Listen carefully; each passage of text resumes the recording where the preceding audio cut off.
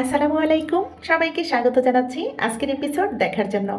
আজ শুটকি প্রেমীদের জন্য নিয়ে এসেছি খাঁটি বাঙালিয়ানা একটা রেসিপি। বিলের কলমি শাক দিয়ে কাঁঠাল বিচি ও শুটকির দুর্দান্ত স্বাদের একটি রেসিপি। আসলেও আমার প্রিয় ভিউয়ার্সরা সবসময় বাঙালিয়ানা দেশীয় খাবারগুলোই পছন্দ করেন, তাই আপনাদের পছন্দকে গুরুত্ব দিয়ে আজও নিয়ে আসলাম একটি খাঁটি বাঙালিয়ানা রেসিপি। কিভাবে সহজেই তৈরি করা যায় সেটাই শেয়ার করার চেষ্টা করছি। তাহলে চলুন দেখি মূল ভিডিওতে।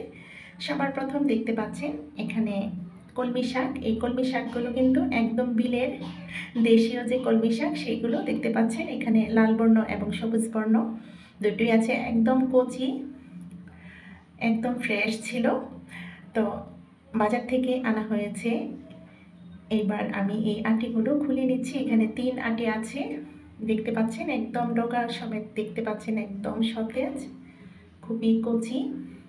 তো আমি অফ ক্যামেরায় এই সমস্ত কলমি শাকের ডাঁটা বা পাতাগুলো বেছে নিয়েছি। আটিগুলো ভালোভাবে খুলে এই যে দেখতে পাচ্ছেন, আমরা শক্ত অংশটুকু রেখে দেব, ডাঁটা ও পাতা সমেত নিয়ে নেব। এই যে বেশিরভাগটাই কিন্তু নরম ছিল, এই যে আমি একটু ভেঙে দেখিয়ে দিচ্ছি। তো এভাবে করে সমস্ত আমি অফ ক্যামেরায় ডাঁটা ও পাতাগুলো কিভাবে বেছে নিয়েছি দেখতে পাচ্ছেন। পর্যাপ্ত পরিমাণ নর্মাল পানি দিয়ে বেশ কয়েকবার ধুয়ে নেব।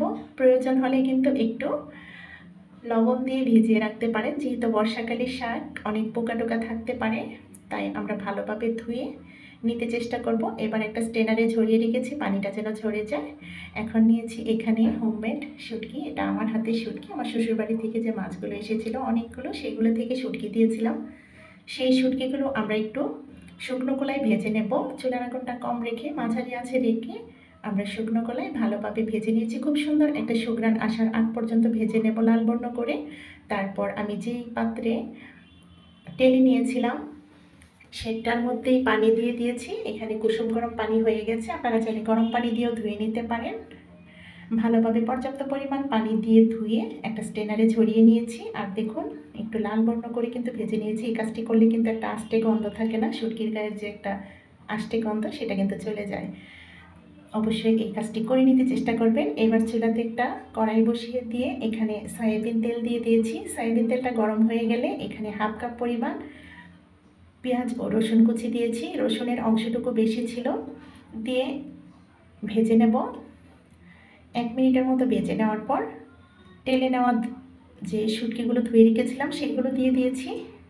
খুব সুন্দর একটা সুঘ্রাণ তৈরি হওয়ার পর আমরা এখানে সামান্য একটু পানি দিয়ে দিয়েছি। এবার গুঁড়ো মশলা দিয়ে দিচ্ছি, অল্প পরিমাণ মশলা ব্যবহার করছি। এবার দেখতে পাচ্ছেন আমি এখানে 1 চা চামচ পরিমাণ হলুদ গুঁড়ো, 2 চা চামচ পরিমাণ লাল মরিচের গুঁড়ো। মরিচটা অবশ্যই আপনারা আপনাদের টেস্ট অনুযায়ী কমিয়ে বাড়িয়ে দিতে পারেন। এবার স্বাদ মতো লবণ দিয়ে ভালোভাবে নাড়াচাড়া করে আমরা মশলাটা কষিয়ে নেব।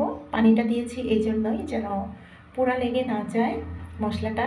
তো মশলাটা কষানো হয়ে যাবার পর এখানে কেটে ধুয়ে রাখা সমস্ত কলমি শাকগুলো দিয়ে দিয়েছি, ডাঁটা ও শাকগুলো দিয়ে।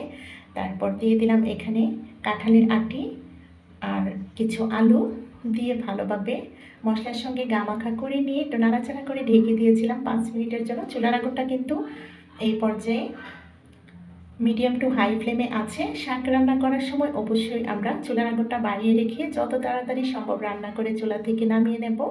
তো আমি কিন্তু এর মধ্যে ঢেকে দিয়েছিলাম, এটা 10 থেকে 15 মিনিট সময় লেগেছে। একদম পানিটা শুকিয়ে নিয়েছি, দেখতে পাচ্ছেন। আপনারা যদি পানি পানি রাখতে চান তাহলে একটু পানি দিয়ে দিতে পারেন।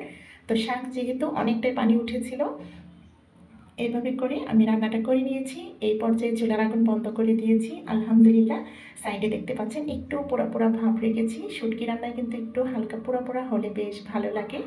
এবার আমি একটা সার্ভিং ডিশে সার্ভ করে দেখিয়ে দিচ্ছি। দেখুন ফাইনাল লুক, দেখতে না যতটুকু লোভনীয় লাগছিল, খেতে এতটা সুস্বাদু হয় আমি কি বলবো। আমার বাচ্চারাও কিন্তু এই শুটকি রেসিপিটা খেয়ে অন্য কোনো কিছু রেসিপি নিতেই চায়নি, এটাই বারবার খেতে চেয়েছিল। আলহামদুলিল্লাহ, মাশাআল্লাহ, দেখুন খুবই সুস্বাদু হয়। আশা করি আজকের সহজ রেসিপিতে বাঙালিয়ানা এই কলমি ও শুটকি রেসিপিটি আপনাদের ভালো লেগেছে। যদি ভালো লাগে আমার মতো করে একবার হলে ট্রাই করবেন। এত সুন্দর একটা সুঘ্রাণ তৈরি হচ্ছিল, আমি আশাবাদী আপনারা যদি তৈরি করেন আপনারা এর ফ্রেন্ড হতে বাধ্য। তো আমার চ্যানেলে কিন্তু এই লতা পাতা শুটকি রেসিপিগুলোই প্রথম ভাইরাল হয়েছিল এবং এখনও আমি শাক লতা পাতা দিলে আপনারা বেশি পছন্দ করেন, সেজন্য কিন্তু আমি চাইনিজ খাবারগুলো দিতে চাই না, সেগুলোতে আমার ভিউ হয় না। আর এই রেসিপিগুলো আমি রান্না করতেও স্বাচ্ছন্দ্য বোধ করি এবং আপনাদের পছন্দকে গুরুত্ব দিতে সবসময় চেষ্টা করি। তো এই ধরনের ভিডিও যদি পেতে চান, বাঙালিয়ানা টিপস সহকারে নতুন নতুন সহজ রেসিপি, তাহলে অবশ্যই লাইক কমেন্ট শেয়ার করতে ভুলবেন না। চাইলেই নতুন বন্ধুরা চ্যানেলটাকে সাবস্ক্রাইব করে আমার পাশে থেকে যেতে পারেন। তো দেখা হচ্ছে পরবর্তী ভিডিওতে, সেই পর্যন্ত আপনাদের সবার সুস্বাস্থ্য কামনা করছি।